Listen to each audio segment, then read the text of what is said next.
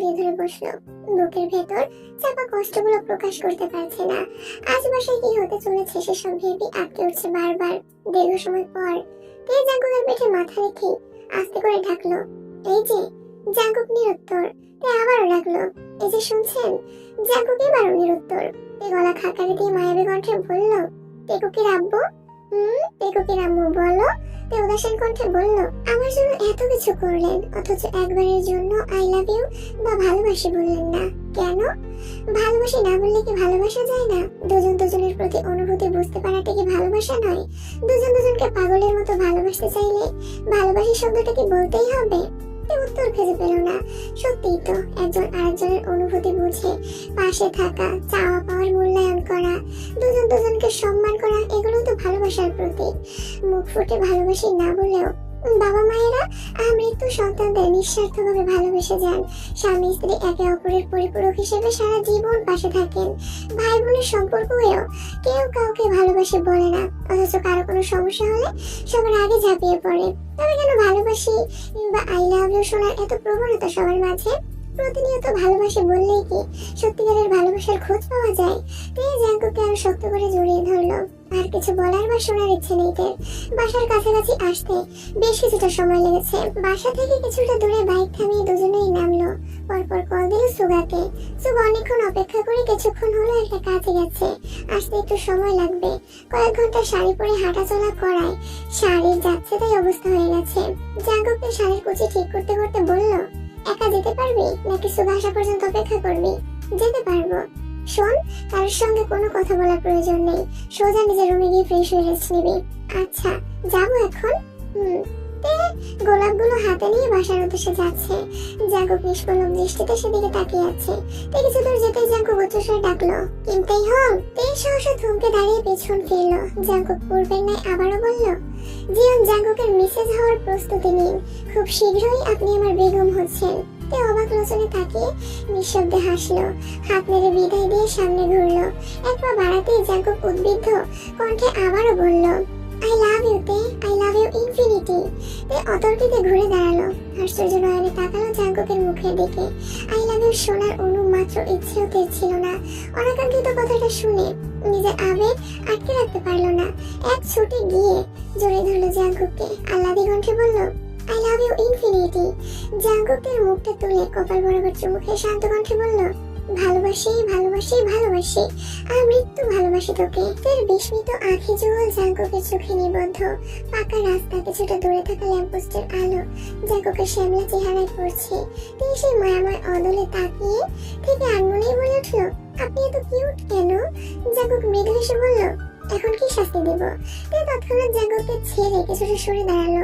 পরপর থতমত কণ্ঠে শুধালো, ভালোবাসি বলবেন না তো এখন বললেন কেন? আমি তোর কোনো ইচ্ছে অপূর্ণ রাখবো না তাই। আমার খুব ভয় হচ্ছে। জাঙ্কুক হিজাবের উপর দিয়ে তের দুগালে হাত রেখে চাপা সরে বলল, আমি আছি তো তোর পাশে, ভয় কিসের? আমি বেঁচে থাকতে তোর উপর একটা আঁচড়ও পড়তে দেব না। তে জাঙ্কুকের থেকে বিদায় নিয়ে চলে গেছে। জাঙ্কুক কিছুক্ষণ দাঁড়িয়ে সেদিকে তাকিয়ে রইল।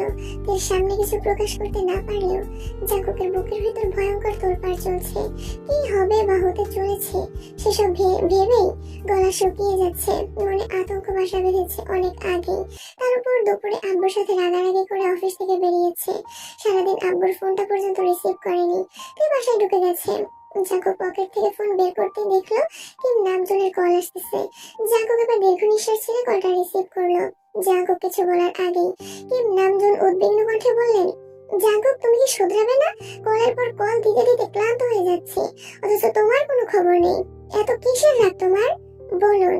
আমি কি বলবো? কি বলতে বাকি রাখছো তুমি? রাজশাহীর অফিসে সমস্যা হয়েছে, বিকেলের দিকে খুব মারামারি হয়েছে। এখনো পরিস্থিতি ভালো না। তোমার চাচ্চুর শরীর খারাপ, অফিসেই আসেনি। এদিকে তুমি সারাদিন ধরে রাগ করে বসে আছো। বাধ্য হয়ে এখন আমাকেই যেতে হচ্ছে। আপনি যাচ্ছেন মানে? আপনাকে কোথাও যেতে হবে না, আমি এখনই আসছি। কিম নামজন রাগান্বিত কণ্ঠে বললেন, ব্যবসা যেহেতু আমার, সব দায় তো আমারই। মরিয়ার বাঁচি ব্যবসা করে যাব, তোমরা তোমাদের রাগ নিয়ে থাকো। জাঙ্কুক কণ্ঠ খাদে নামিয়ে বলল, আপনি কোথায় আছেন? বাস স্ট্যান্ডে। আমি আসতেছি এখনই।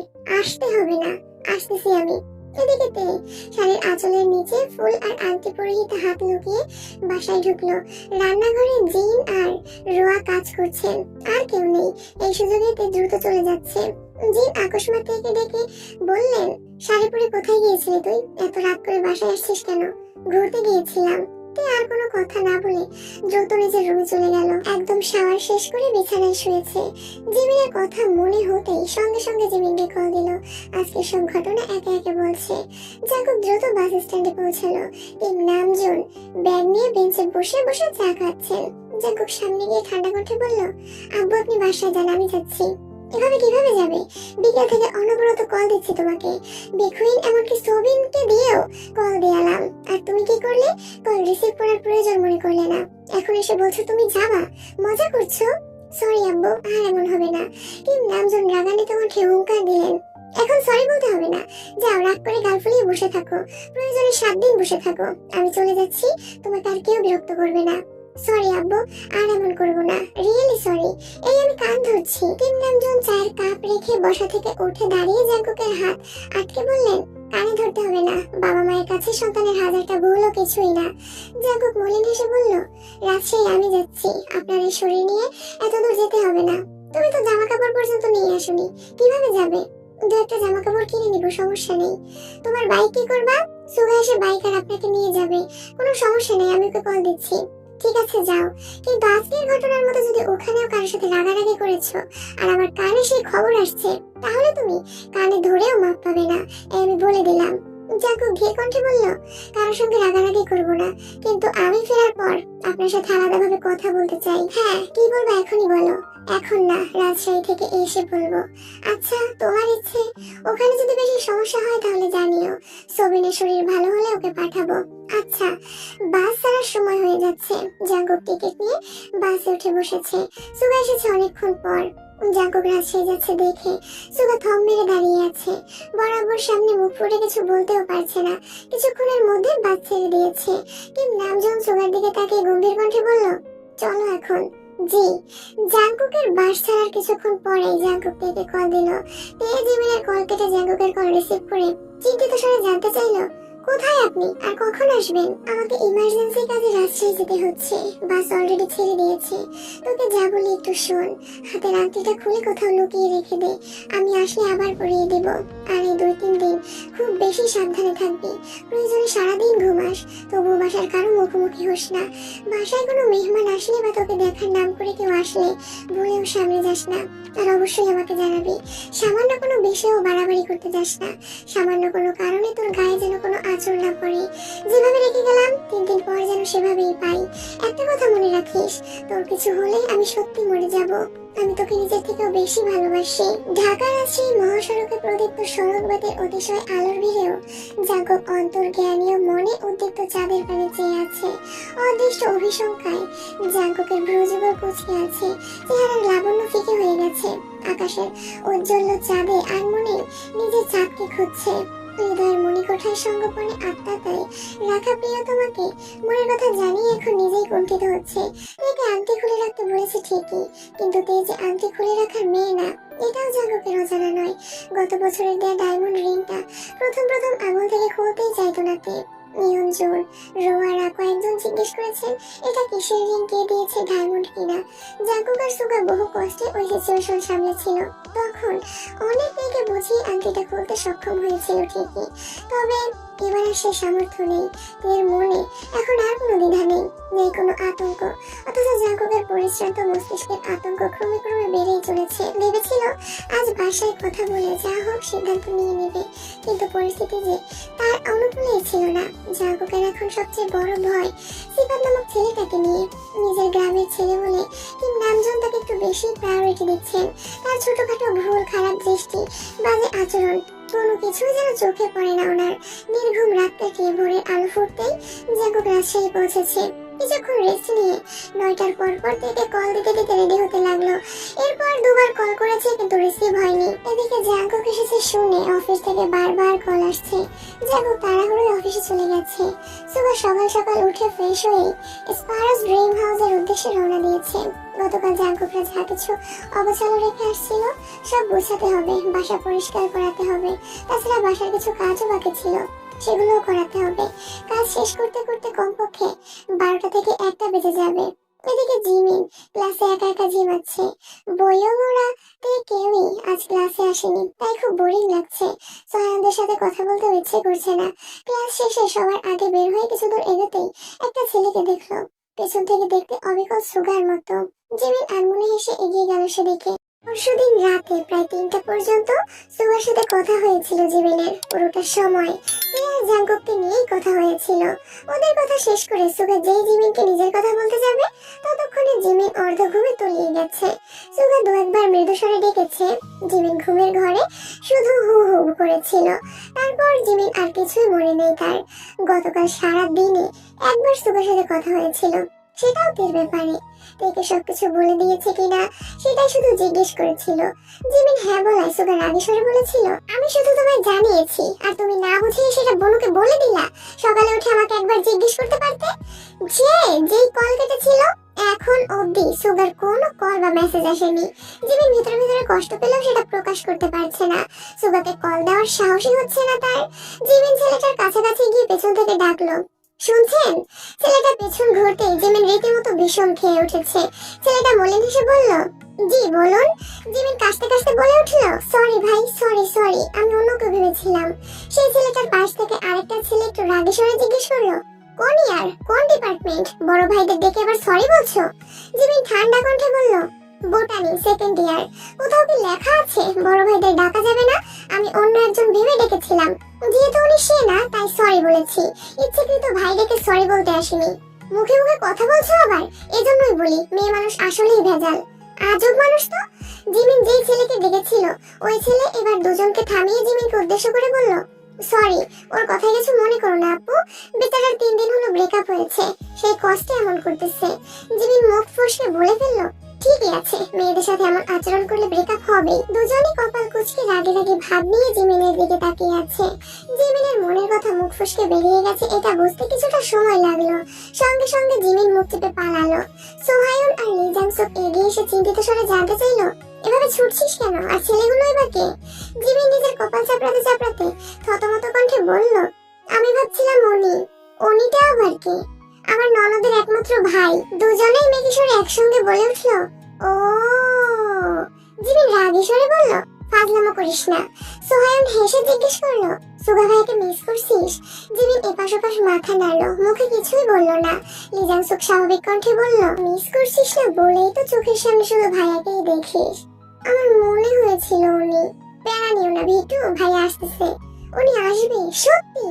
সোহায়ুন আর লি জাংসুক একসঙ্গে শক্ত কণ্ঠে বলল, দেখছিস, এই বলছে মিস করে না, যেই আসতে শুনছে অমনি লাফায় উঠছে। মেয়ে মানুষ, বুক ফাটবে তবু মুখ ফুটবে না। জিমিন ঠোঁট উল্টিয়ে বলল, এখন বল উনি সত্যি আসবেন কিনা? উনি না আসলে আমি বাসায় চলে যাব, বিকেলে টিউশন আছে। লি জাংসুক ঠোঁট বেঁকিয়ে নিরেট কণ্ঠে বলল, আমরা এত কিছু জানি না, নিজের দরকার নিজে কল দিয়ে দেখেন, আমাদের কাজ আছে, আসছি। সোহায়ুন আর লি জাংসুক চলে যাচ্ছে। জিমিন আশপাশ তাকিয়ে দেখলো ওই ছেলেগুলোকে আর দেখা যাচ্ছে না। এদিকে সুগা আসবে কিনা এটাও বুঝতে পারছে না। জিমিন এক জায়গায় বসে সাহস করে সুগার নাম্বারে কল দিল। সুগা কল রিসিভ করে শান্ত কণ্ঠে জানতে চাইলো, কি করছো? অপেক্ষা।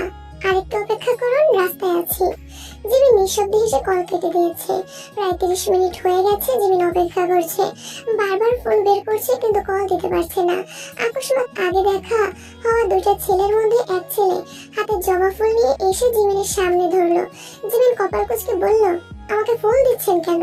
ছেলেটার ঠোঁট খানিক প্রশস্ত হলো, মৃদু স্বরে বলল, আগে নাও তারপর বলছি। জিমিন রাগান্বিত কণ্ঠে বলে উঠলো, আজব তো, আমি কেন ফুল নিব? এর মধ্যে সুগা এসে ওই ছেলের হাত থেকে ফুলটা টেনে নিয়ে হুঙ্কার দিয়ে উঠলো, ওকে ফুল দেওয়ার সাহস কিভাবে হলো আপনার? ছেলেটা থতমত খেয়ে কিছুটা দূরে সরে দাঁড়ালো।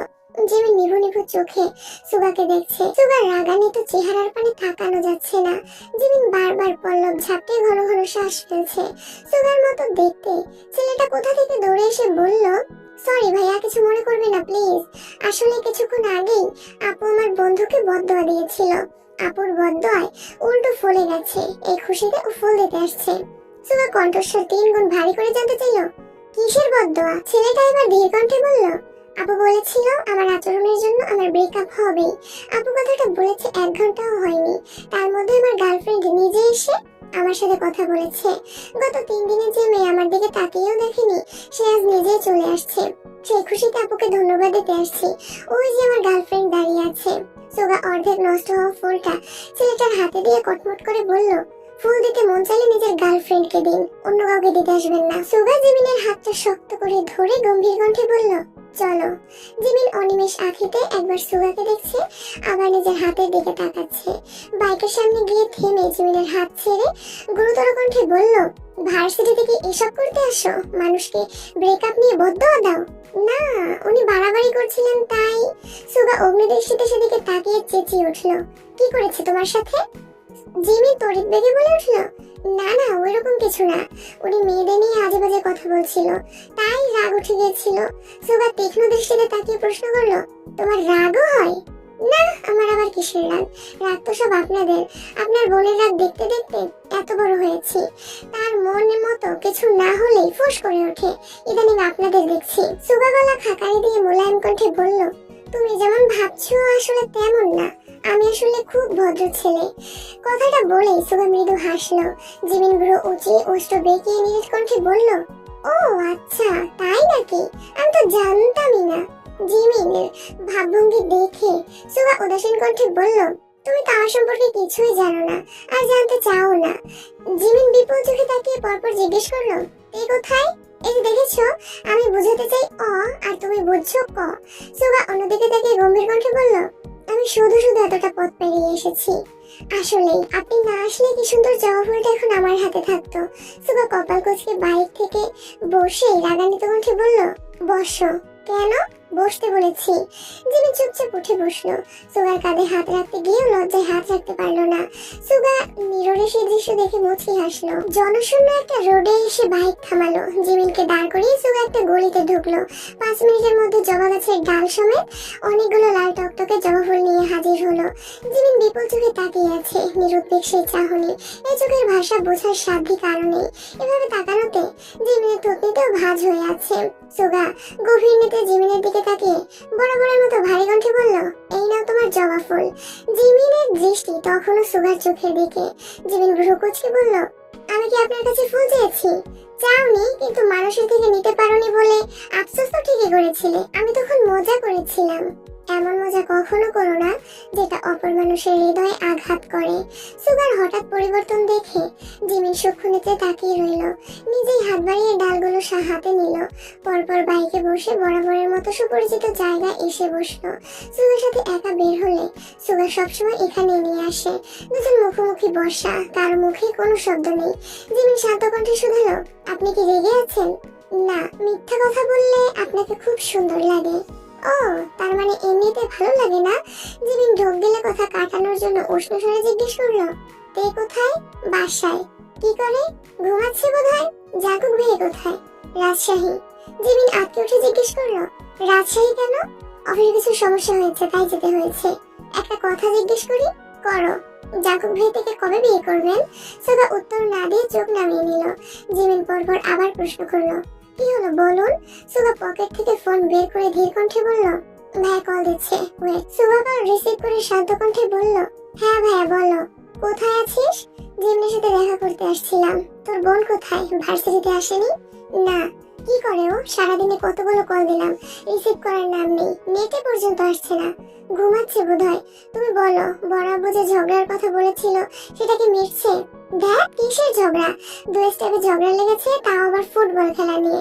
আব্বুর কানে কি খবর পাঠাইছে যেন বিশাল কিছু হয়ে গেছে। কবে আসবে? আসছে যেহেতু এখন বললেও কাল চলে যেতে পারবো না। চাচু আগেই আসতে বলেছিল আমায়, আমি পাত্তা দেইনি। এখন এমন সিচুয়েশনে আসতে হয়েছে যে চাইলেও চাইলেও কিছু বলতে পারছি না। 2-3 দিনের মধ্যেই কাগজপত্রের ঝামেলা মিটিয়ে চলে আসবো। আচ্ছা, সাবধানে থেকো। জাঙ্কুক শীতল কণ্ঠে বলল। সুগা শোন, বাসায় গিয়ে সবার আগে তোর বোনকে বলবি আমায় কল দিতে। রাত থেকে কথা বলতে পারছি না, কল রিসিভ করছে না, কষ্ট লাগতেছে ভাই। সুগা কিছু বলার আগেই জাঙ্কুক বলল, তোদের বিরক্ত করার জন্য দুঃখিত। সুগা জিমিনের সাথে কিছুক্ষণ কথা বলে জিমিনকে বাসা পর্যন্ত পৌঁছে দিয়ে আসছে। আজও মুখলেস মেয়ের সাথে দেখা হয়েছে। ইদানিং সুগাকে গলিতে ঢুকতে দেখলে উনি রাস্তায় দাঁড়িয়ে সুগার জন্য অপেক্ষা করেন। সুগা আসলে রাস্তা আটকে সুগাকে নামিয়ে নিয়ে গিয়ে চা খেতে খেতে গল্প করেন। প্রথম প্রথম সুগার বিরক্ত লাগলেও এখন ব্যাপারটা বেশ ভালো লাগে। জাঙ্কুক সারাদিন অফিস শেষ করে টুকিটাকি শপিং করে বাসায় ফিরতে ফিরতে প্রায় 10টা বেজে গেছে। এর মধ্যে তেকে অনেকবার কল দিয়েছে, কিন্তু তে কল রিসিভ করছে না। সুগাও বাহিরে। ইয়নজুনকে কল দিয়ে কিছুক্ষণ কথা বলেছে। তের কথা জিজ্ঞেস করায় উনি শান্ত কণ্ঠে বলেছেন খেয়ে ঘুমিয়ে পড়েছে। কথাটা শোনা মাত্র জাঙ্কুকের মন আরো বেশি খারাপ হয়ে গেছে। একটা মানুষ সারাদিন কিভাবে ঘুমাতে পারে? জাঙ্কুক ফ্রেশ হয়ে শুয়ে তের ছবি দেখছে আর একটু পর পর কল দিচ্ছে। এমন করতে করতে একসময় জাঙ্কুকও ঘুমিয়ে পড়েছে। গতকালের মতো আজও ঘুম ভাঙার পর তের নাম্বারে কল দিল, এবারও রিসিভ হলো না। বাসায় কল দিয়েও আশানুরূপ উত্তর পাইনি। ইয়নজন বলেছেন জানেন না, জিন বলেছেন হয়তো ভার্সিটিতে গেছে। এদিকে সুগাকে কল দিচ্ছে। সুগা সকাল থেকেই ব্যস্ত। সুগার ফ্রেন্ডের আম্মু অসুস্থ, সেখানে দৌড়াদৌড়ি করছে। জাঙ্কুক রাজশাহী এসেছে ঠিকই, কিন্তু তার মন পড়ে আছে কিম বাড়িতে। এর সঙ্গে কথা বলতে পারছে না। ও কি করছে, কেমন আছে কিছুই জানতে পারছে না দেখে জাঙ্কুকের মনের অবস্থা খুব খারাপ হয়ে আছে। অফিসের কাজেও বিশেষ মনোযোগ দিতে পারছে না। টেবিলে কাগজপত্র ছড়িয়ে আনমনে ভাবছে আমি এখানে আসাতে কি রেগে গেছে, এজন্যই কি আমার কল রিসিভ করে না। কিন্তু তে তো এমন না, ও রাগ করলেও আমার কলটা তো রিসিভ করতো। বিকেলের দিকে অফিস থেকে বের হয়েই থেকে কল দিল। বরাবরের মতো এবারও রিসিভ হলো না। এরপর সুগাকে কল দিল। সুগা কল রিসিভ করতেই জাঙ্কুক ঠান্ডা কণ্ঠে শুধালো, কোথায় তুই? বাহিরে। কেন? বাসার কেউ কল রিসিভ করছে না, তোর বোনও রাগ করে বসে আছে, আব্বু পর্যন্ত রিসিভ করছেন না। আমি আর অপেক্ষা করতে পারতেছি না, আমি আব্বুকে ফোন দিয়ে সব বলে দিব। তুই বাসায় গিয়ে আব্বুকে ফোনটা দে। বড় আব্বু এখন কথা বলার অবস্থায় নেই। কেন, কি হয়েছে? সিফাত ভাইয়া বাসায় আসছেন। হোয়াট? ওয়াই? আমি জানি না। আব্বু গিয়ে নিয়ে আসছে? না না, বড় আব্বু কিছু জানেন না, হুট করেই চলে আসছে। এখন আর কি রান্না করা হচ্ছে, খাইয়ে বিদায় দিবে বোধ হয়। জাঙ্কুক কণ্ঠ 3 গুণ ভারী করে বলল, সিফাত বাসায় আসছে অথচ আমায় কেউ জানায়নি কিছু। তুই বা বাহিরে কি করছিস? তুই কোথায়? আমি বনুকে নিয়ে বের হয়েছি। বের হয়েছিস মানে? কোথায় বের হয়েছিস? আর ফোনটা ওকে দে। বনু আমার বাসায় নেই, ও পার্লারে গেছে, আর আমি একটা কাজে একটু দূরে চলে আসছি। বাসার পরিস্থিতি কি? আর হঠাৎ ওকে নিয়ে বের হতে হলো কেন? সব ঠিক আছে তো? জাঙ্কুকের একের পর এক প্রশ্নে নাজেহাল সুগা ঢোক গেলে ছোট করে বলল, সিফাত ভাইয়ের হাবভাব আমার সুবিধায় লাগেনি। কি হয় বলা যায় না, তাই আগে ভাগেই বনুকে নিয়ে বাসা থেকে বেরিয়ে আসছি। এখন ফোন সাইলেন্ট করে রেখে দেব, তোর বোনের যেন কিছু না হয়। জাঙ্কুক বাসা নিয়ে 3 দিন হতে চললো। এই 3 দিনেতে নিঃশ্বাসের শব্দ পর্যন্ত শুনতে পাইনি জাঙ্কুক। সুগাকে কল দিলে বেশিরভাগ সময়ই বাহিরে পাওয়া যায়। আম্মুকে কল দিলে শুনেতে ঘুমাচ্ছে, ছাদে বাসায় নেই। সোবিনের সাথে টুকটাক কথা হলেও তেমন কিছুই বলেন না উনি। এই 3 দিন কাটাতে জাঙ্কুকের দম বন্ধ হয়ে আসছে। তেকে দেখার জন্য ভেতরটা ছটফট করছে। জাঙ্কুক এতদিন পর রাজশাহী আসছে। গত 6 মাসের জমে থাকা মিটিং, প্রজেক্ট সহ সব ফাইল দেখতে হচ্ছে। হুট করে চলেও যেতে পারছে না। সবকিছু ঠিক থাকলে আজকে থেকে প্রপোজ করতো জাঙ্কুক। প্রপোজ করেই বাসায় সবার সামনে বিয়ের প্রস্তাব রাখতো, কিন্তু এগুলোর কিছুই হলো না। এদিকে ছোটখাটো ভাবে প্রপোজ করতে পারলেও বাসায় এখনো কিছু বলে উঠতে পারেনি। এদিকে তেরও কোনো খোঁজ পাচ্ছে না। সারাদিন কল দিতে দিতে জাঙ্কুক ক্লান্ত হয়ে যাচ্ছে। গতকাল রাত থেকে সুগার সাথেও কথা হয়নি জাঙ্কুকের। সুগার প্রচন্ড মাথা ব্যথা। ঔষধ খেয়ে সেই যে রাতে ঘুমিয়েছিল এখনো ওঠেনি। সিফাত কেন আসছিল, কি বলেছে এগুলো জানতে আম্মু, মামুনি, আব্বু, চাচু সবাইকে কল দিচ্ছে জাঙ্কুক, অথচ কেউ কিছুই বলছে না। এই জিন বলেছেন উনি কিছু শুনেননি। কিম নামজনকে জিজ্ঞেস করায় উনি বরাবরের মতো বেশ কিছুটা সময় নিয়ে সিফাতের প্রশংসা করেছেন। বাসার এলোমেলো অবস্থা দেখে জাঙ্কুক ফুপিকে পর্যন্ত কল দিয়েছে, কিন্তু উনিও বিশেষ কোনো সমাধান দিতে পারলেন না। কারণ সিফাত নামক ছেলের ব্যাপারে কিম নামজনকে কিছু বললেই উনি রেগে যান। জাঙ্কুক অফিস থেকে সন্ধ্যার পর পর রুমে আসছে। সকালেতে কল ধরছিল না দেখে রাগে রুম তছনছ করে রেখে গিয়েছিল। সেসবই এখন গুছাতে হচ্ছে। দিশা বিশা না পেয়ে কল দিল জিহবকে। জিহব কল রিসিভ করে শান্ত কণ্ঠে বলল, ঢাকা চলে আসছিস? না, ভাবছিলাম বিকেলে চলে যাব। তার মধ্যে 3-4টা পুরনো ফাইল বের করে দিয়েছে। এখন এগুলো না দেখে চলে গেলে আব্বু আবার রেগে যাবেন। আর আসার সময় এমনিতেই সরি টরি বলে আসছি, তাই ওনাকে রাগানোর মতো কাজ করা আর যাবে না। ও আচ্ছা, যাই হোক শোন। হ্যাঁ বল। আমাদের বাসায় যাবে একটু? বাসায় কি অবস্থা কিছুই বুঝতে পারছি না, কারোর সঙ্গে কথা পর্যন্ত বলতে পারছি না। তুই যাবি একটু? আমি কিভাবে যাব? তোর আব্বুকে আমি এমনিতেই খুব ভয় পাই, গেলেই 10টা কথা জিজ্ঞেস করবে, উত্তর দিতে পারবো না, তখন উল্টো পাশ খাবো। তার থেকে ভালো হয় তুই রাতটা কাটিয়ে ভেবে ভোরেই রওনা দিস। তুই বাসায় আসার আগেই আমি সেখানে উপস্থিত থাকবো। জাঙ্কু কিছু বলতে পারলো না, মুখের উপর কল কেটে দিয়েছে। জাঙ্কু 3 দিন পর ঢাকায় ফিরেছে, বেলা 11টা বেজে 47 মিনিট। বাসার মানুষের সাথে 19 ঘন্টা যাবত কথা হয় না। জাঙ্কুক বাস স্ট্যান্ড থেকে রিক্সা নিয়ে সরাসরি বাসার উদ্দেশ্যে রওনা দিল। বাসার সামনে এসে রিক্সা থেকে নেমে বাড়ির দিকে তাকিয়ে থমকে দাঁড়ালো। পুরো বাড়ি আলোকসজ্জায় সজ্জিত। 4-5টা ছেলে খুব তাড়াহুড়োতে সেই সাজানো আলোকসজ্জাগুলো খুলতে ব্যস্ত। মাটিতে জিনিসপত্রের নাজেহাল অবস্থা। জাঙ্কুক গেটের সামনে আসতেই দারোয়ান আঙ্কেল মলিন এসে জিজ্ঞেস করলেন, বাবা ভালো আছো? জাঙ্কুক কোনো রকমে ভালো বলেই ভিতরে চলে গেল। ড্রয়িং রুমে কোনো মানুষ নেই। প্রিয়ঞ্জন রান্নাঘরে কি যেন করছেন। জাঙ্কুক আশেপাশে কাউকে না পেয়ে ব্যাগ ফেলে ছুটলো তের রুমের দিকে। ব্যস্ত হাতে ধাক্কা দিল তের রুমের চাপানো দরজা। রুম সম্পূর্ণ ফাঁকা, বিছানা টান করে বিছানো। এত গোছানো তের রুম কখনো দেখেনি জাঙ্কুক। জাঙ্কুক একে একে সবগুলো রুম দেখতে লাগলো। সুগা, জেনি কেউ নেই। ছাদ পর্যন্ত ছুটে গেল জাঙ্কুক, কিন্তু কোথাও কারো অস্তিত্ব নেই। জাঙ্কুকের নিঃশ্বাস এলোমেলো, চোখ জ্বলছে, ঠোঁট কাঁপছে। আবারও দৌড়ে নিচে আসলো। ততক্ষণে কিম নামজুন আর সোবিন সোফায় এসে বসেছেন। কিম নামজুন জাঙ্কুককে আর চোখে দেখে স্বাভাবিক কণ্ঠে বললেন, কখন আসছো? জাঙ্কুক কণ্ঠ দ্বিগুণ ভারী করে উদ্বিগ্ন কণ্ঠে জিজ্ঞেস করলো, তে কোথায়? কিম নামজুন কপাল কুঁচকে ভারী কণ্ঠে বলল, তুমি কি আমার কথা বোঝোনি? আমি তোমাকে জিজ্ঞেস করেছি তুমি কখন আসছো। জাঙ্কুকের শরীর ঘামছে। সারা বাড়ি ছুটে এসে এখন স্থির হতে পারছে না। ঘন ঘন শ্বাস ছেড়ে পূর্বের তুলনায় আরো ভারী কণ্ঠে জিজ্ঞেস করলো, আমি জিজ্ঞেস করেছি তে কোথায়? ও যেখানে থাকার কথা সেখানেই আছে। মানে কোথায় ও? সোবিন এবার মৃদুস্বরে বললেন, শ্বশুর বাড়িতে। কথাটা কর্ণকুহরে প্রবেশ মাত্রই জাঙ্কুকের মাথা চক্কর দিয়ে উঠেছে। মনে হচ্ছে মাথায় পুরো আকাশ ভেঙে পড়েছে। চোখে সবকিছুই অন্ধকার দেখছে। জাঙ্কুক রাগান্বিত কণ্ঠে চেঁচিয়ে উঠল, আপনারা কি ফাজলামো করছেন আমার সাথে? সোবিন তপ্ত স্বরে বলল, গলা নামিয়ে কথা বলো, তোমার সাথে কি আমাদের ফাজলামো করার সম্পর্ক? জাঙ্কুকের কানে কিছুই ঢুকছে না। অনবরত মাথা ঘুরছে জাঙ্কুকের। রাগে গজগজ করতে করতে বলল, এর বিয়ে হতে পারে না। আমার তে কোথায়? সোবিন ভারী কণ্ঠে বলল, কেন হতে পারে না? তুমি আমাকে 6 মাসের সময় দিয়েছিলে, সেই 6 মাস পেরিয়ে গেছে, তাই আমি আমার মেয়েকে বিয়ে দিয়ে দিয়েছি। জাঙ্কুকের দু চোখ টকটকে লাল হয়ে আছে, কান দিয়ে গরম বাতাস বের হচ্ছে, পরনের শার্ট ভিজে একাকার অবস্থা। জাঙ্কুক দু হাতে চোখ মুখ মুছে গুরুতর কণ্ঠে শুধালো, সুগা কোথায়?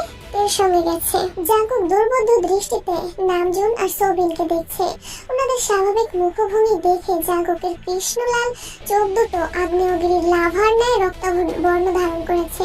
বুকের বাম পাশে বক্ষপিঞ্জরে আবদ্ধ প্রায় 300 গ্রামের হৃৎপিণ্ডটা দুমড়ে মুচড়ে ভেঙে চুরমার হয়ে যাচ্ছে। আচমকা দুঃস্বপ্নগুলো মস্তিষ্কে হুমকি খেয়ে পড়েছে। এলোপাতাড়ি ছুটছে ভয়ঙ্কর সব নিষিদ্ধ চিন্তা। চোখের সামনে বারবার তের আদরে আদরখানা ভাসছে। 19 ঘন্টা ধরে ঠিকমতো খাওয়া নেই জাঙ্কুকের। বাসার কারোর সাথে কোনো যোগাযোগ ছিল না। সুগাকে শখানেক কল দিয়েছে, কিন্তু রিসিভ হয়নি একটা কলও। বাসার এই শ্বাসরুদ্ধকর পরিস্থিতি দেখে প্রচন্ড মানসিক যন্ত্রণায় ভুগছে। জাঙ্কুক দুহাতে মাথা চেপে অগ্নিঝরা কণ্ঠে চিৎকার করলো, আমি কিচ্ছু বিশ্বাস করছি না, সত্যি করে বলুন তে কোথায়? সোবিন রাগান্বিত কণ্ঠে বলল, এক কথা তোমাকে কতবার বলতে হবে? ইয়ঞ্জন ডাইনিং টেবিলের সামনে মাথা নিচু করে দাঁড়িয়ে আছেন। বাড়িতে আর একটা মানুষও নেই। বাইরে ডেকোরেশনের লোকজনদের হাউকাউ শোনা যাচ্ছে। জাঙ্কুক ঠিক মতো নিঃশ্বাস নিতে পারছে না। আশেপাশে তাকিয়ে জোরে শ্বাস টেনে শক্ত কণ্ঠে বলল, যতক্ষণ না আপনারা সত্যি কথা বলছেন ততক্ষণ আমি এক কথাই জিজ্ঞেস করব। সত্যি এটাই, আমার মেয়ের বিয়ে হয়ে গেছে আর আমার মেয়ে সুখে আছে। জাঙ্কুকের হৃদস্পন্দন থেমে গেছে। পরপর অপ্রতিভ কণ্ঠে বলে উঠল, কোন সুখের কথা বলছেন আপনি? ওর জীবনে সব সুখ জড়িয়ে আছে কেবলমাত্র আমার সাথে। এ শুধু আমার, ওকে আমার থেকে কেউ আলাদা করতে পারবে না। আপনারা যে মিথ্যা নাটকটা সাজিয়েছেন সেই নাটকের মঞ্চ ভেঙে আমি আমার থেকে ঠিক আমার করে নিব। সোবিন আর কিছুই বললেন না। উনি সোফায় হেলান দিয়ে বসে আছেন। নামজন গুরুভার কণ্ঠে বলে উঠলেন, কি সব আবল তাবল কথা বলছো? তোমার কি মাথা নষ্ট হয়ে গেছে? জাঙ্কুক ভেজা কণ্ঠে বলে উঠল, হ্যাঁ আমার মাথা মাথা নষ্ট হয়ে গেছে। আপনাদের এই তাল বাহানা আমি আর নিতে পারছি না। আব্বু চাচ্চু, আমি আপনাদের দুজনকে বলছি, আমি তাকে ভালোবাসি, খুব খুব খুব বেশি ভালোবাসি। আমার জীবনের সবটুকু জুড়ে শুধু তের অবস্থান। ওকে ছাড়া আমি আমার পৃথিবী কল্পনাও করতে পারবো না। আপনাদের কাছে আমার একটাই রিকোয়েস্ট, প্লিজ দিকে আমায় দিয়ে দিন। আমি আমি ওকে রানী বানিয়ে রাখবো। আমি ওর গায়ে কোনোদিন কোনো আঁচড় পড়তে দেব না, প্লিজ। কি নামজন কপাল গুটিয়ে ঠান্ডা কণ্ঠে বললেন, তুমি মামনিকে ভালোবাসো, এটা কোনোদিন বলেছো আমাদের? এখন এসব বলে কোনো লাভ নেই। তুমি তোমার জীবনে ফোকাস করো। মামনি তার জীবনে খুব ভালো আছে। প্রায় 5-7 মিনিট জাঙ্কুক আর নামজনের কথোপকথন চললো। জাঙ্কুকের রাগ নিয়ন্ত্রণের বাহিরে, তবুও বারবার নিজেকে সান্ত্বনা দিচ্ছে, মনকে বোঝাচ্ছে যে কিছুই হয়নি, সব ঠিক আছে, তোর বিয়ে হতেই পারে না। সুহা সবকিছুই সামলে নিয়েছে। জাঙ্কুক শান্ত থাকলেও কিন্তু নামজন বেশ ক্ষুব্ধ। সোবিন ফোন হাতে নিয়ে নিশ্চুপ বসে আছেন। নামজন একাই জাঙ্কুকের সাথে কথা কাটাকাটি করছেন। বাবা ছেলের মাঝে ইয়নজনও কিছুই বলতে পারছেন না। জাঙ্কুক এক পর্যায়ে ইয়নজনের কাছে ছুটে গেল। শীতল চোখে ইয়নজনের দিকে তাকিয়ে হিমশীতল কণ্ঠে জিজ্ঞেস করলো, মামনি তুমি তো জানো কে কোথায়, প্লিজ বলো। বিশ্বাস করো, আমি তোমার মেয়েকে ছাড়া বাঁচতে পারবো না। জাঙ্কুকের চোখে পানি জমে আছে। নিরঞ্জন জাঙ্কুকের কবজিতে হাত রেখে শীতল চোখে তাকালেন। কিছু বলার আগেই নামজন হুঙ্কার দিয়ে উঠলেন, তুমি কি আমাদের মরার ভয় দেখাচ্ছ? এক মেয়ের জন্য তুমি মরে যাবে? জাঙ্কুক রাগান্বিত কণ্ঠে চেঁচিয়ে উঠল, আব্বু তে এক মেয়ে নয়, ও আমার জীবনে আসা একমাত্র মেয়ে, যার জন্য আমি যা খুশি করতে পারি। আজ আমি যে অবস্থানে আছি সবটাই তার জন্য। গত 9টা বছর বুকের উপর পাথর রেখে, নিজের আবেগকে চেপে রেখে নিজেকে প্রতিষ্ঠিত করেছি শুধুমাত্র আপনাদের চোখে নিজেকে যোগ্য প্রমাণ করার জন্য, আর সেই যোগ্যতা দিয়ে তাকে আমার করে নেওয়ার জন্য। কি নামজন গম্ভীর কণ্ঠে বললেন, এখন এগুলো বললে আর কি হবে? তার থেকে বরং ফ্রেশ হয়ে খাওয়া দাওয়া করো, তোমার এই অবস্থা চোখে দেখা যাচ্ছে না। জাঙ্কুক দীর্ঘ নিঃশ্বাস ফেলে শরীরের সবটুকু শক্তি দিয়ে চিৎকার করলো, আমি অন্য কিছু শুনতে চাচ্ছি না, শুধু বলুন আমার তে কোথায়। নামজন রাজবাড়ি কণ্ঠে বললেন, এখন আর তোমার নেই। কথাটা কানে ঢোকা মাত্রই জাঙ্কুক ডান হাতের কবজি দিয়ে টেবিলের উপরে থাকা কাচের জগ শক্ত করে ধাক্কা মেরে মাত্রাতিরিক্ত রাগে চিৎকার করলো, তে আমার মানে আমারই, আর মৃত্যুতে আমারই থাকবে। জাঙ্কুকের শক্ত হাতের ধাক্কায় পানি ভর্তি কাচের জগ সাথে থাকা 2টা গ্লাস ফ্লোরে পড়ে ভেঙে চূর্ণ বিচূর্ণ হয়ে গেছে। জিনিসপত্র ভাঙচুর করছো কেন তুমি? কি? জাঙ্কুকের অগ্নিঝরা 2 চোখ দেখে থেমে গেলেন স্বয়ং কিম নামজন। জাঙ্কুকের হৃদয় ভেঙে চুরে তছনছ হয়ে যাচ্ছে। প্রথম দিকে বিষয়টা সেভাবে গুরুত্ব দেয়নি জাঙ্কুক, কিন্তু আব্বুর অনবরত অসন্তোষজনক কথায় জাঙ্কুক আর টিকতে পারছে না। গলা শুকিয়ে কাঠ হয়ে গেছে। গতকাল থেকে খাওয়া নেই, শরীরে তেমন জোরও পাচ্ছে না, ঠিকমতো কথাও বলতে পারছে না। জাঙ্কুক কিম নামজন আর সোবিনের দিকে স্তব্ধ চোখে তাকিয়ে আছে। সোবিন এখন নির্বাক, যেন এখানে কিছুই ঘটেনি বা ঘটছে না। উনি গভীর মনোযোগ দিয়ে ফোন দেখছেন। নামজন কপালে ভাঁজ ফেলে জাঙ্কুককে দেখছেন। জাঙ্কুক কিছু বলতে গিয়েও থেমে গেল। আকস্মাত এলোপাতাড়ি ছুটলো নিজের রুমের দিকে। 1 মিনিটের মধ্যে পুনরায় নিচে নামলো। 2 হাত পিছনে রেখে মেরুদণ্ড সোজা করে দাঁড়িয়ে গুরু গম্ভীর কণ্ঠে বলল, আমি শেষবারের মতো জিজ্ঞেস করছি, তে কোথায় বলুন নয়তো। সোবিন ফোন থেকে চোখ সরিয়ে জাঙ্কুকের দিকে তাকালো। গম্ভীর কণ্ঠে জানতে চাইলেন, নয়তো কি মরে যাবে? জি। সোবিন দীর্ঘ সময় পর মুখ খুললেন, ছোট করে বললেন, জাঙ্কুক মাথা ঠান্ডা করো, আমি পারছি না চাচ্চু। একে জাঙ্কুকের কথা সম্পূর্ণ হবার আগে নামজন রাগী স্বরে বললেন, ঠিক আছে মরে যাও। সোবিন তপ্তস্বরে বলে উঠলেন, কি বলছো কি ভাইজান? জাঙ্কুক নিজের দৃষ্টিতে আব্বুর মুখের পানে চেয়ে আছে। নামজনও বরাবরের ন্যায় কঠোর রূপে বসে আছেন। অপ্রত্যাশিত ভাবে জাঙ্কুক পিছন থেকে হাত সামনে এনে কপালের পার্শ্বদণ্ডে রিভলভার ধরে মুখ ফুলিয়ে শ্বাস ছেড়ে তেজস্পূর্ণ কণ্ঠে বলল, 10 মিনিটের মধ্যে তে আমার সামনে না আসলে। বাকি কথা বলার আগে নামজন আটকে উঠে বললেন, কি হচ্ছে কি? তুমি কি পাগল হয়ে গেছো?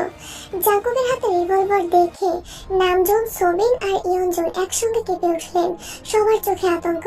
হ্যাঁ, আমি পাগল হয়ে গেছি। এতগুলো বছর যাকে নিজের থেকেও বেশি ভালোবেসেছি, যাকে নিজের সবটুকু সামর্থ্য দিয়ে আগলে রেখেছি, তাকে ছেড়ে থাকা আমার পক্ষে সম্ভব না। হয়তো একে এনে দিবেন, নয়তো আমার লাশ দাফনের ব্যবস্থা করবেন। সোবিন মেরুদণ্ড সোজা করে বসে চটজলদি সুগাকে কল দিচ্ছেন আর উদ্বিগ্ন কণ্ঠে বলছেন, জাঙ্কুক প্লিজ তুমি মাথা ঠান্ডা করো, তো এখনই আসছে। নামজন জাঙ্কুকের কাছে যেতে নিলে জাঙ্কুক 2 পা পিছিয়ে তত্ত্বস্বরে বলল, আমাকে আটকানোর চেষ্টা করবেন না প্লিজ। সোবিন নামজনকে টেনে সোফায় বসিয়ে অত্যন্ত নমনীয় কণ্ঠে বললেন, জাঙ্কুক, আমি জানি তুমি এত দুর্বল মন মানসিকতার ছেলে নও। ভাইজানের মতো তুমিও খুব বিচক্ষণ। তাই বোকার মতো এমন কোনো কাজ করো না যেটা তোমার সাথে সাথে এই পরিবারের সব সুখ শান্তি নষ্ট করে দেয়। জাঙ্কুকের দু চোখ দিয়ে অশ্রু গড়িয়ে পড়ছে, গলা অব্দি শুকনো মুখ, তবুও জিভ দিয়ে ঠোঁট ভেজানোর চেষ্টা করলো। সোবিনের দিকে অদম্য দৃষ্টিতে তাকিয়ে সুস্থির কণ্ঠে বলতে শুরু করলো, চাচ্চু, আপনি আমাকে যতটা চতুর ভাবুন না কেন, সত্যি এটাই, আমি বড্ড বোকা। যখন 6 বছরের অবুঝ মেয়েটা আকুল কণ্ঠে আমায় বলেছিল কখনো আমায় ছেড়ে যেতে পারবে না, আমিও বোকার মতো তাকে ছুঁয়ে প্রমিস করেছিলাম, যাই হয়ে যাক না কেন আমি বেঁচে থাকলে কোনো দিন ওকে ছেড়ে যাব না। আমি যদি বোকা না হতাম তাহলে সেদিন ওকে প্রমিস করতাম না, আর আজ আপনাদের সামনে চিৎকার করে বলতামও না যে আমার ওকেই লাগবে। হয়তো আমার জীবনটা দেখেন যে হতোই না, আর আমার জন্য আপনাদের এত বছরের ইতিহাস, ঐতিহ্য, মান সম্মানও এভাবে নষ্ট হতো না। জাঙ্কুক শ্বাস ছেড়ে কিম নামজনের দিকে তাকিয়ে বলতে শুরু করলো, আব্বু, আমি সত্যি দুঃখিত। আপনার মতো একজন বিচক্ষণ মানুষের সন্তান হয়েও আমি এত বোকা হয়েছি। নয়তো একটা মেয়ের জন্য নিজের জীবন দিতে একবার হলেও ভাবতাম। সবসময় আপনিই বলে আসছেন কখনো কাউকে কথা দিলে নিজের জীবন থাকা পর্যন্ত সেই কথা রাখার চেষ্টা করতে হয়। যেই তের মোহে জর্জরিত জাঙ্কুকের হৃদয় সেই তেকে দেয়া কথা রাখতে না পারলে আমার এই জীবন রাখার কোনো প্রশ্নই আসে না। আমি না হয় বোকা হয়ে পৃথিবীর মায়া ত্যাগ করবো। জাঙ্কুকের দু চোখ বেয়ে স্বচ্ছন্দ গতিতে অশ্রু গড়িয়ে পড়ছে। জাঙ্কুকের মুখের পানে তাকিয়ে ইয়ঞ্জনও নীরবে কাঁদছেন। নামজন অবাক লোচনে ছেলের মুখ পানে তাকিয়ে আছেন। এই জাঙ্কুককে উনি চিনতে পারছেন না। বোধশক্তি হওয়ার পর থেকে জাঙ্কুককে কোনোদিনও এভাবে কাঁদতে দেখেননি তিনি। নামজন নিজের বন্ধু মহলে বরাবরই নিজের ছেলেকে একজন সাহসী, বুদ্ধিমান, দৃঢ় মন মানসিকতার মানুষ হিসেবে পরিচয় দিয়ে এসেছেন। আজ জাঙ্কুকের এই রূপ দেখে নিজেই আটকে উঠেছেন। সোবিনের চোখ ছলছল করছে। অতি সন্তর্পণে নিজের চোখ মুছে নিয়েছেন তিনি। জাঙ্কুক চোখ ঘুরিয়ে দেয়াল ঘড়ির দিকে তাকিয়ে ভেজা কণ্ঠে বলল, 10 মিনিট সময় শেষ। নামজন ও সোবিন একসঙ্গে ঘড়ির দিকে তাকালেন। সোবিন ব্যস্ত হাতে সুগাকে কল দিচ্ছেন।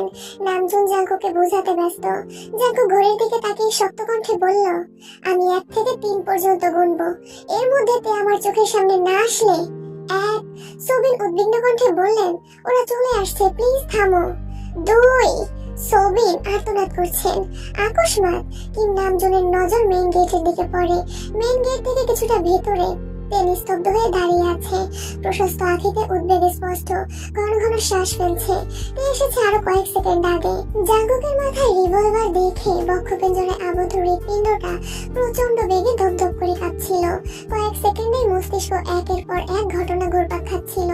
আজ থেকে আরো 7-8 মাস আগে সোহায়ন বলেছিল জাঙ্কুকের কাছে রিভলভার আছে। তিনি তখন সোহায়নকে তুচ্ছ-তাচ্ছিল্য করেছিল, ইচ্ছে মতো ঝেড়েছিল। আর চোখের সামনে সেই দৃশ্য দেখে তার দম বন্ধ হয়ে আসছে। মনে হচ্ছে কেউ শক্ত হাতে গলা চেপে ধরে আছে। নিঃশ্বাস ফেলতে পারছে না, এমনকি জোরে চিৎকার করে কিছু বলতেও পারছিল না। নামজন নিজের চোখ পড়তেই সেদিকে উত্তেজিত কণ্ঠে বললেন, ওই তো তে। জাঙ্কুক পূর্বের ন্যায় রিভলভার ধরে ঘাড় ঘুরালো। সহসা নজর আটকালো এক অপরূপার পানে। বিস্ময় সমেত তাকালো জাঙ্কুক। মোহনীয় সেই দৃষ্টি। তের পরনে গাঢ় হলুদ আর রানী গোলাপি পাড়ের শাড়ি, কাঁচা ফুলের গহনায় পুরো গা ভর্তি। কপালের ঠিক মাঝ বরাবর একটা গাঢ় গোলাপি রঙের জারবেরা ফুলের কারণে তের মায়াবী আদল আরো বেশি রমণীয় লাগছে। মুখে বেশ ভারী মেকআপ, মনোমুগ্ধকর চোখ আর ঠোঁটের আর্ট দেখে জাঙ্কুক কয়েক মুহূর্তের জন্য অবিক্ষুব্ধ হয়ে রইল। অন্যমনস্কতায় জাঙ্কুকের দু চোখ দিয়ে তখনও নিরবধি অশ্রু ঝরছে। অলক্ষিতভাবে হাত থেকে রিভলভার পড়তেই জাঙ্কুক আত্মজ্ঞানে ফিরল। তে তখনও পাথরের মতো ঠায় দাঁড়িয়ে আছে। সোবিনের ঠোঁটে কিঞ্চিত হাসি ফুটলেও নামজন গম্ভীর মুখ করে দাঁড়িয়ে আছেন। জাঙ্কুক অব্যাহত ভাবে ছুটল। তে ঠিক সামনে গিয়ে 2 হাঁটুতে ভর ফেলে ধপ করে বসে পড়ল।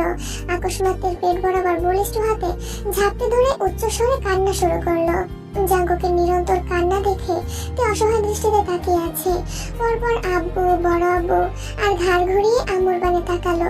সকলে নির্বাক চোখে তাকিয়ে জাঙ্কুকের কান্নার গভীরতা বোঝার চেষ্টা করছে।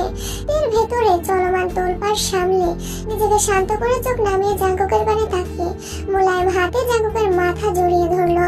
এর আদরের স্পর্শে জাঙ্কুক যেন কিছুটা স্বস্তি পেল। নিজের সর্বশক্তি দিয়ে তাকে আরো শক্ত করে জড়িয়ে ধরলো। জাঙ্কুকের কান্নার শব্দে তার বুকের ভেতর ভয়ঙ্কর কম্পন শুরু হয়ে গেছে। বুক ফুলিয়ে শ্বাস ছেড়ে আকুল কণ্ঠে বলল, আপনি কাঁদবেন না প্লিজ। জাঙ্কুকের কান্না থামার নামই নিচ্ছে না। গত 3-4 দিনে বুকের ভিতর যে ঝড় চলছিল, সেই ঝড়ের সমাপ্তি ঘটছে আজ। কাদম্বিনীকে দেখার প্রবল আকাঙ্ক্ষা, কণ্ঠ শোনার প্রখরতা, ছুঁয়ে দেখার উমেদ জাঙ্কুকের অস্তিত্বকে উধাও করে তুলেছিল। তার উপর বাসার অবস্থা দেখে সারা জীবনের জন্য ইহজগতের সমস্ত মায়া ত্যাগ করতে বসেছিল। তাই বারবার ঢোক গিলছে, বুক খুঁড়ে কান্না বেরিয়ে আসার উপক্রম হলো। আকস্মাৎ সুগা বাহির থেকে এসে টের কাঁধে হাত রেখে উষ্ণ স্বরে বলল, চোখ দিয়ে যদি এক ফোঁটা পানি পড়ে আর কিঞ্চিত মেকআপও নষ্ট হয়, তাহলে তোর খবরই আছে। 2 ঘন্টা রাস্তায় বসে তোকে সাজিয়ে নিয়ে আসছি। আমি কিন্তু আর পার্লারে যেতে পারবো না। সুগার মুখের পানে চেয়ে মৃদু হাসার চেষ্টা করলো। সুগার সামনে গিয়ে যে ফ্লোর থেকে রিভলভার উঠাতে যাবে, অমনি নামজন হুঙ্কার দিয়ে উঠলেন, এটা আমায় দাও। এইটুকু ছেলের হাতে সব থাকতে হয় না, আজ থেকে এটা আমার কাছেই থাকবে। সুগার রিভলভার উঠিয়ে জাঙ্কুকে এক পলক দেখে নিল। তার অবস্থা দেখে মনে হচ্ছে সে এখন এই জগতে নেই। বরাবর কথা মতো সুগার রিভলভার বরাবর হাতে দিয়ে দিল। সোবিন কপট দুষ্টুমি স্বরে বলল, ভাইজান, তুমি যেন কেন কিনছিলা আর কত বছর বয়সে কিনছিলা? আমি রাজনীতি করতাম, অনেকের সাথে শত্রুতা ছিল, তাই নিজের নিরাপত্তার জন্য কিনেছিলাম। বয়স যতই হোক সেটা বড় বিষয় না। এবার সোবিন হেসে বললেন, তোমার নিরাপত্তার প্রয়োজন আছে, আর আমার মেয়ের জামাইয়ের কি নিরাপত্তার প্রয়োজন নেই? আমার একমাত্র মেয়েকে দিয়ে দিচ্ছি, নিরাপদে রাখতে না পারলে বুঝাবো কিন্তু পরে। সুগা 2 ভাইয়ের কথা শুনে মুখ চেপে হাসছে। জাঙ্কুক তখনও তেকে জড়িয়ে বসে আছে। সোবিনের কণ্ঠে আমার জামাই শব্দটা কানে বাজতেই জাঙ্কুকের কান্না কমে এসেছে। নামজন চাপা স্বরে বললেন, আজই আমার ছেলেকে নিজের জামাই বলতে শুরু করে দিয়েছিস। সোবিন শব্দ করে হেসে বললেন, আমার আরো আগে থেকেই জামাই ডাকা উচিত ছিল, শুধুমাত্র তোমার মন খারাপ হবে ভেবে এতদিন ডাকিনি। চ্যালেঞ্জ তো সেই কবে জিতে গেছি আমি। নামজন গুরুগম্ভীর কণ্ঠে বললেন, চ্যালেঞ্জ জিতেছিস বলেই তো এতদিন এত খোঁচা দিয়েছিস আমায়, আর আমি চুপচাপ সহ্য করেছি। কিন্তু তোকে আমি আগেই বলেছিলাম, চ্যালেঞ্জে তুই জিতলেও আমি হার মানবো না। দেখলি তো, আমি হার মানিনি আর মানবো না। আর একটা কথা, খুশি হইতেছিস হ, তাতে আমার কোনো আপত্তি নেই, কিন্তু আমাকে আর খোঁচাতে আসিস না।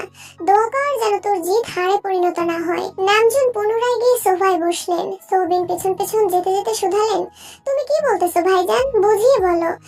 সুগা কিছু বলতে যাবে তখনই জেনি, লিমিনহো, মোমো, বোগাম, রোজ কাইদের হইচই শুনতে পেল।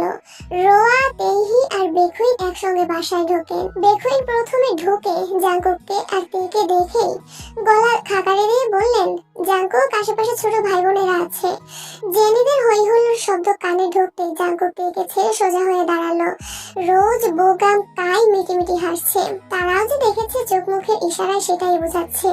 ওদের সবার হাতে বেশ কয়েকটা করে শপিং ব্যাগ। জিন সবার পেছনে ছিলেন। উনি ভেতরে এসে জাঙ্কুকের চোখে পানি দেখে এগিয়ে গেলেন। ছেলের মুখ মুছতে মুছতে ঠান্ডা কণ্ঠে বললেন, কাঁদছিস কেন? নামজন সবাই এক পলক দেখে জিনকে উদ্দেশ্য করে বললেন, তোমরা এত দেরি করে আসলে কেন? আর কিছুক্ষণ আগে আসলেই ছেলের করুণ পরিণতি দেখতে পারতে, তখন তুমিও ছেলের মতো বসে বসে কান্না করতে। জাঙ্কুক শীতল কণ্ঠে বলল, আম্মু, তুমিও কি জানতে? জানতাম, তবে এত কিছু জানতাম না। গতকাল সন্ধ্যার পর তোর আব্বু সবাইকে ডেকে হুট করেই তোর আর তোর বিয়ের কথা বলে বসলেন। কারো কোনো আপত্তি আছে কিনা জিজ্ঞেস করলেন। যেখানে তোর আব্বু নিজে থেকে সিদ্ধান্ত নিয়েছেন আর ঘরের মেয়ে ঘরে থাকবে, এ তো আমাদের তো খুশি হওয়ার কথা। তার উপর আমার তোকে নিয়ে একটু ভয় ছিল, তুই রাজি হবে কিনা। তখন তোর আব্বু বলল তোর মতামত জেনেই উনি সিদ্ধান্ত নিয়েছেন, তাই আমি রাজিও হয়ে গেছি। তোর আব্বু সবাইকে শর্ত দেন যেন তুই আসার আগ পর্যন্ত বাসায় কেউ কোনোভাবে তোকে কিছু না জানায়। তুই তো জানিস ওনার কথা অমান্য করা আমার পক্ষে সম্ভব না, তাই তোকে কিছু জানাতে পারিনি। জিন শ্বাস ছেড়ে নিজেকে ধাতস্থ করে জাঙ্কুককে আবারও জিজ্ঞেস করলেন, তুই তেকে বিয়ে করতে রাজি তো, নাকি অন্য কাউকে পছন্দ করিস? জাঙ্কুক শীতল চোখে জিনের মুখ পানে তাকিয়ে রইল। জিন যেসবের কিছুই জানেন না এটা বুঝতে সময় লাগলো না। জাঙ্কুক কিছু বলার আগেই নামজুন পকেট থেকে একটা ফোন বের করে টেবিলের উপর রাখতে রাখতে মেকি স্বরে বলে উঠলেন, যে ছেলে 5146 মিনিটে 5738 বার কাউকে কল দিতে পারে, তাকে তুমি জিজ্ঞেস করছো সে বিয়ে করতে রাজি আছে কিনা? কি সুন্দর দৃশ্য! জিন কপাল গোটালেন। ছবিনও আশ্চর্য নয়নে তাকালেন। জাঙ্কুক ভ্রুকুচকে এগিয়ে গেল সোফার কাছে, পিছু পিছু তেও এগিয়ে গেল। জিন চিন্তিত স্বরে জিজ্ঞেস করলেন, কিসের 5000 কত মিনিট আর 5000 কত কলের কথা বলছেন? কি হয়েছে? নামজন ফোনটা হাতে নিয়ে সবাইকে দেখিয়ে বললেন, এই যে ফোনটা, এটা তে মামুনির ফোন। গত 3-4 দিন যাবত আমার কাছে রেখেছিলাম। একবার ভেবেছিলাম বন্ধ করে রাখবো, কিন্তু ছেলেকে পরীক্ষা করতে ফোনটা ইচ্ছে করেই খুলে রেখেছিলাম। বিশ্বাস করবা না, মিনিটে 2-3 বার করে কল দেয়। আর আমি ফোনের দিকে তাকিয়ে কেবল ভাবছিলাম, এই পাগল ছেলে আমার হতে পারে না। সবার নজর জাঙ্কুকের দিকে। জাঙ্কুক কিছুটা লজ্জা পেয়ে চোখ নামিয়ে নিয়েছে। ফিসফিস করে বলল, আমি ভাবতেও পারিনি আপনি এত কম কল দিবেন। অন্ততপক্ষে 10,000 কল আশা করেছিলাম। জাঙ্কুক ভ্রু কুঁচকে ভারী কণ্ঠে বলল, মুখটা বন্ধ রাখুন, নয়তো আপনার কপালে দুঃখ আছে। জিন উত্তেজিত কণ্ঠে বললেন, জাঙ্কুক তাহলে তাকে আগে থেকেই পছন্দ করে? সোবিন এবার ঠাট্টার স্বরে বললেন, ভাবি আমি এই কথাটা ভাইজানকে গত 1 বছর যাবৎ বোঝাচ্ছিলাম, কিন্তু উনি কিছুতেই বুঝতে চাইছিলেন না। ওনার একটাই কথা, ওনার ছেলে এমন কাজ করতেই পারে না। ভাইজান কেমন মানুষ এটা তো আপনার অজানা নয়। জাঙ্কুককে দুজনেই আশ্চর্য নয়নে তাকিয়ে আছে, বাকিরা সবাই চুপচাপ দাঁড়িয়ে আছেন। জিন অবাক চোখে তাকিয়ে বলে উঠলেন, 1 বছর? সোবিন তত্ত্বস্বরে বলতে শুরু করলেন, আমি 1 বছরের আরো 3-4 মাস আগে জানতে পেরেছি।